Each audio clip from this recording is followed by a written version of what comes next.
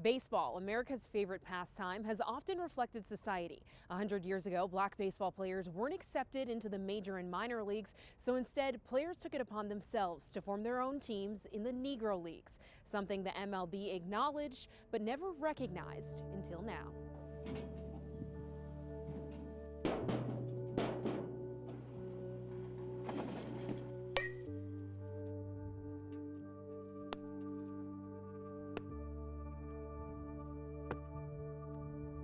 I felt like just about every player that was in the Negro League could have played in the White League, and really they was better than the guys in the White League, in my opinion.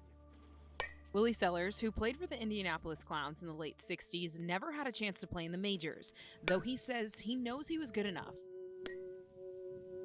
Buck Leonard, one of the greatest Negro League players and Hall of Famer, was asked to play in the MLB, but he turned down the offer because he felt he was too old when they finally asked. Every player has their own story about how injustice and segregation influenced their journey. He would be a role model for just about anyone. Rose Hunter, Leonard's stepdaughter, says in the Negro Leagues, baseball was an escape from the racism and discrimination in the early 1900s. When they were playing that game inside of that baseball stadium, that was their gated community.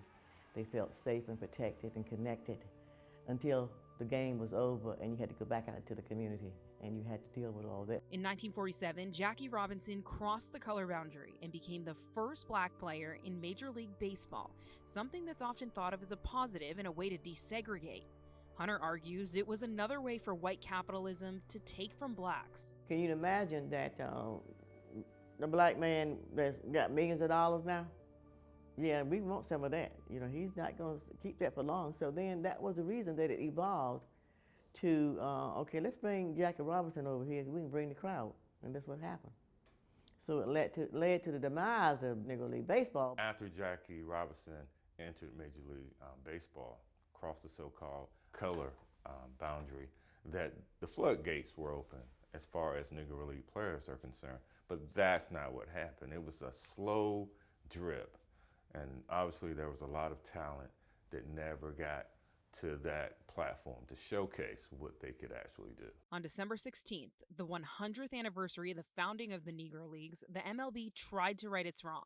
It elevated records and stats of more than 3,400 players in 7 different Negro Leagues that played between 1920 and 1948 to the major leagues. I think the odd circumstances of 2020, which included Black Lives Matter, George Floyd, pandemic, shortened Major League Baseball season, all of the things that we regretted or mourned during the course of 2020 gave us cause to revisit the question of whether the Negro Leagues ought to be included.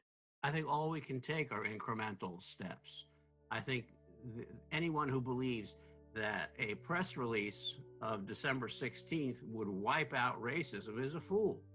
Racism is part of the American experience. It shapes the American experience.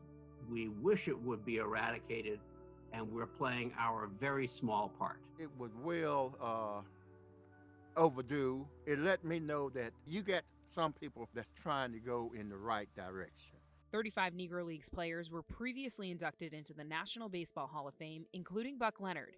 This move now is about the other players who have gone unrecognized. It's a chance to fill in blank spaces in record books and make sure their legacies are never erased. MLB is recognizing the Negro League, but of course that doesn't change history. It doesn't change the fact that there was still segregation, there was still the color line. All that happened. This doesn't change that. But it does not make them major leaguers because they were already major leaguers. These guys made themselves major leaguers back in the 20s and 30s and 40s with all of the great baseball that they played and teams that they organized and the leagues they organized. We were somebody then. We've always been somebody. So we don't need somebody else to tell us we were great. Yeah, so the fact is for them, they're acknowledging it because we already knew it. We always knew it. Yeah, and I think it's part of the problem. That, you know, because we are great people. You know, we're colorful. You know, we bring a different texture to America. Families of the Negro Leagues players believe this is a step in the right direction, but it's just the beginning. Many of them hope the MLB will recognize and support their efforts to continue educating the youth in their own communities and help use baseball to address the concrete issues we're facing as a society. Reporting in Durham, Bridget Condon, ABC 11 Eyewitness News.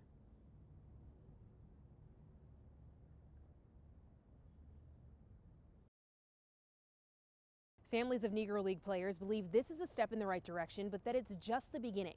Many of them hope the MLB will recognize and support their efforts to continue educating youth in their own communities and help use baseball as a way to address the concrete issues we're facing as a society. In Durham, North Carolina, I'm Bridget Condon.